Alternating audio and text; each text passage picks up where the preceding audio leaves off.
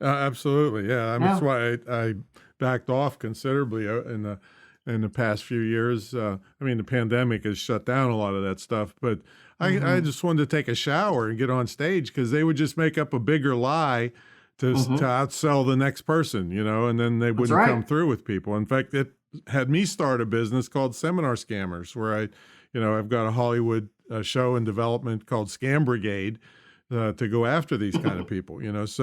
So yeah, so that's not us. That's not you and I. Hmm. So tell us about how the podcast developed, how you got the idea for it, and what it's all about.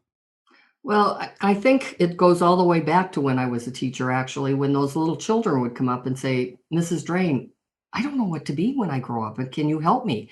And I would look at them and say, sweetheart, you're only in the second grade. You don't have to I worry. mean, And now, hasn't been invented yet. yeah, really, I would be completely different now teaching because the most important thing you can learn is about yourself and what you're good at, what you're not good at, and then you go have a happy life. But nobody teaches that. So when I finally owned my executive recruiting firm, they just got taller in their chairs and came in and said, Patricia, what should I be when I grow up? And now they were 40, 50, 60. And so I knew there was really something that I had to step into and do. So I've written books about it and I've written programs, but I thought I'm going to add another niche to that this year, which is going to be a podcast because I love interviewing people like you, Tom, that know your passion and that you have made a profit with your passion and you know it's true.